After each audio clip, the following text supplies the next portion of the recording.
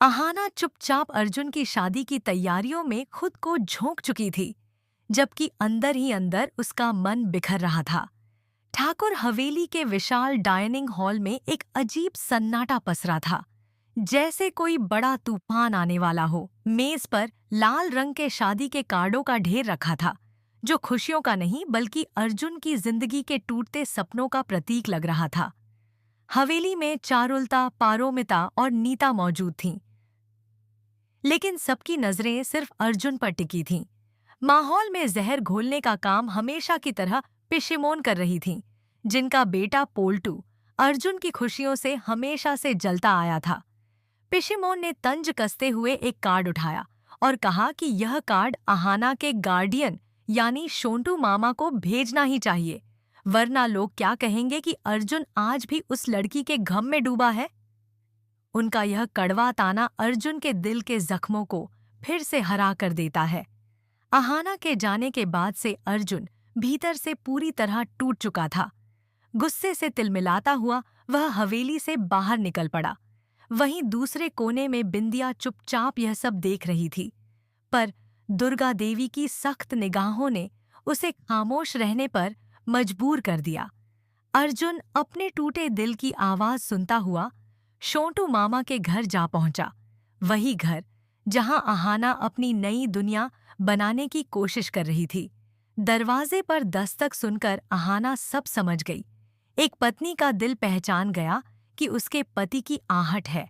वह नहीं चाहती थी कि अर्जुन उसकी रोई हुई आंखें देखे, इसलिए पर्दे के पीछे छिप गई। दरवाजा खुला और शोंटू मामा सामने थे। अर्जुन ने शादी का कार्ड उनकी अहाना से कह दीजिएगा कि मैं बहुत खुश हूँ, मैंने मूव ऑन कर लिया है और वह भी मेरा इंतजार न करे। अर्जुन के जाते ही अहाना का सब्र टूट गया। वह रोते हुए बाहर आई और कार्ड को फाड़ देना चाहती थी। उसे लगा कि शायद उसका प्यार एक तरफा था और अर्जुन उसे भूल चुका है। यही वह क्षण था जब शोंटू मामा ने अपनी चाल चली। उन्होंने अहाना को उकसाया कि वह क्यों उस आदमी के लिए रो रही है जिसने उसे पराया कर दिया। गुस्से और चोट के तूफान में घिरी अहाना ने भी बिना सोचे समझे शादी के लिए हाँ कर दी। उधर हवेली में दुर्गा देवी ने अर्जुन को भी अपनी कसम देकर शादी के लिए राजी करवा लिया। अर्जुन बोला, जब दिल ही नहीं रहा तो शरीर किसी का भी हो जाए, क्या फर्क पड़ता है। लेकिन यह सब सिर्फ एक बड़ा खेल था। दुर्गा देवी और शोंटू मामा जानते थे कि अर्जुन और अहाना के अलग होने का कारण प्यार की कमी नहीं, बल्कि दोनों का अहंकार था। अगर वे सीधे उन्हें वापस एक करने की कोशिश करते, तो दोनों अपनी जिद पर अड़े रहते।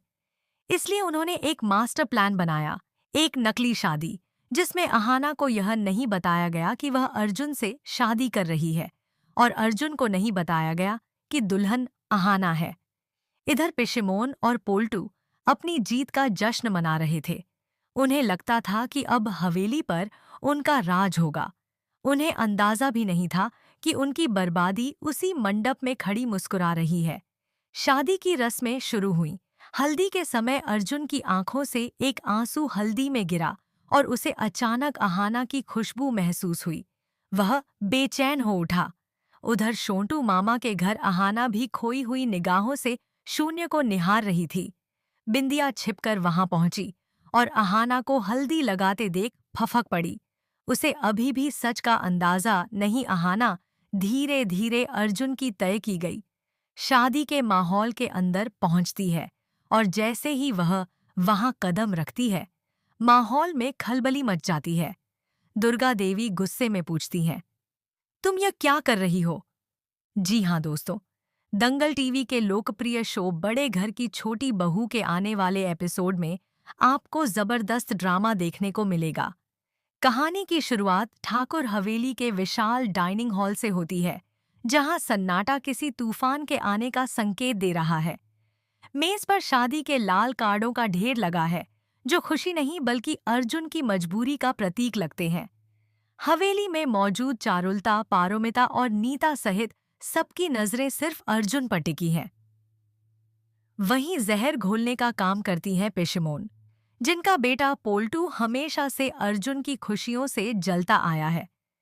पेशेमोन एक कार्ड उठाकर ताना देती हैं कि यह कार्ड अहाना के गार्जियन शोंटू मामा को जरूर भेजना चाहिए, वरना समाज क्या कहेगा।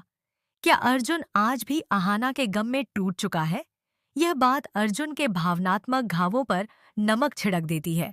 अहाना के जाने के बाद से वह अंदर से खाली हो चुका है और गुस्से में हवेली से बाहर निकल जाता है। वहीं कोने में खड़ी बिंदिया, जिसे अहाना ने कभी पनाह दी थी, अपनी भाभी के लिए तड़प रही है। लेकिन दुर्गा देवी की सख्त निगाहें उसे चुप रहने पर मजबूर कर देती हैं। अर्जुन का गुस्सा उसे कोलकाता की भीड़ में भी कुछ सुनने नहीं देता। वह सीधे शोंटू मामा के घर पहुंचता है, जहां अहाना सिविल सर्विसेज की किताबों में खुद को डुबोकर दर्द छिपाने की कोशिश कर रही है। अर्जुन की आहट पहचानकर वह पर्दे के पीछे छिप जाती है। दरवाजा खुलता है तो अर्जुन सपाट स्वर में कार्ड थमाते हुए कहता है कि उसकी शादी तय हो चुकी है और वह पहला न्योता देने आया है। जाते जाते वह यह भी कह जाता है कि मामा जी, अहाना से कह दीजिएगा कि वह बहुत खुश है और आगे बढ़ चुका है, इसलिए अहाना भी उसका इंतजार न करे। अर्जुन के जाने के बाद अहाना का सब्र टूट जाता है और वह कार्ड फाड़ने की कोशिश करती है। उसे लगता है कि अर्जुन उसे पूरी तरह भूल चुका है। तभी शोंटू मामा खेल शुरू करते हैं। वह अहाना को उकसाते हैं कि अब उसे भी जवाब देना चाहिए और शादी कर लेनी चाहिए। गुस्से और दुख में डूबी अहाना बिना सोचे मान जाती है। उधर हवेली में दुर्गा देवी भी अर्जुन को भावनात्मक दबाव डालकर शादी के लिए तैयार कर लेती है।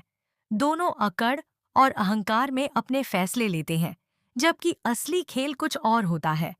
यह सब दुर्गा देवी और शोंटू मामा की रची गई एक फेक मैरिज का ड्रामा है। न अर्जुन जानता है कि जिसे वह लद्दाखी लड़की समझ रहा है वह अहाना है, और न अहाना जानती है कि उससे शादी करने वाला अर्जुन ही है। उधर पिशेमोन और पोल्टू अपनी जीत समझकर खुश होते हैं, लेकिन उन्हें पता नहीं कि उनकी बर्बादी का उत्सव उसी मंडप में होने वाला है। हल्दी की रस्म में अर्जुन की आंखों से गिरा एक आंसू हल्दी में मिलकर उसे अहाना की याद दिला जाता है, और उधर चेहरा देखने की जिद की, मगर शोंटू मामा की चालाकी से किया गया पावर कट सब कुछ अंधेरे में डुबो देता है और पिशेमोन अहाना को देख नहीं पाती। उनका ताना अहाना के गुस्से को और भड़का देता है। आखिरकार शादी का दिन आ ही जाता है और यहीं से असली खेल शुरू होने वाला है, जहां दो टूटे हुए दिल अनजाने में एक ही शादी का दिन आखिरकार उजाले और अनजाने डर के साथ शुरू हुआ। हवेली में शहनाइयों की गूंज थी, पर अर्जुन और अहाना दोनों के दिलों में तूफान मचा हुआ था। अर्जुन दूल्हे के रूप में तैयार तो हो गया था, लेकिन उसकी आंखों में एक अजीब खालीपन था। मन बार बार सवाल कर रहा था कि क्यों उसे हर रस्म में अहाना की मौजूदगी महसूस हो रही है। उधर अहाना दुल्हन की तरह सजी तो थी, पर उसके चेहरे पर दर्द की परतें साफ झलक रही थीं।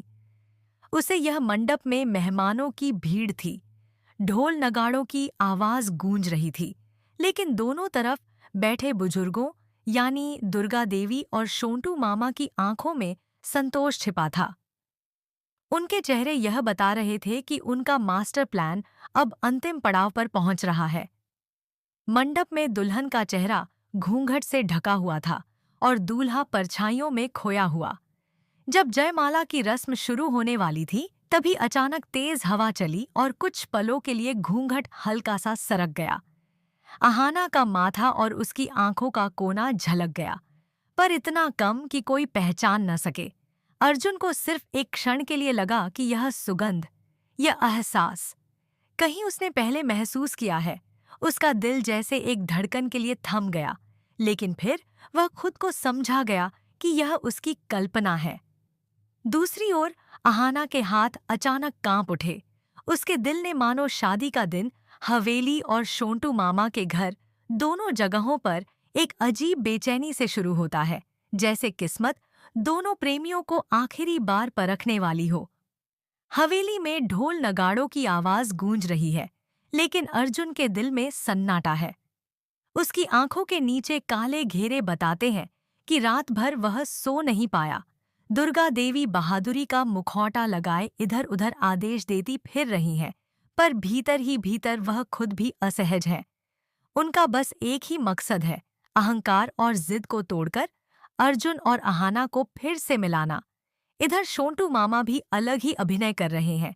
वे अहाना को दुल्हन बनाकर तैयार कराते हुए बार बार कहते हैं कि यह फैसला बिल्कुल सही है, पर उनके चेहरे पर वह चालाक मुस्कान हमेशा की तरह छिप नहीं पाती, क्योंकि वही जानते हैं कि आज का दिन दोनों जिंदगियों को हमेशा के लिए बदल देगा।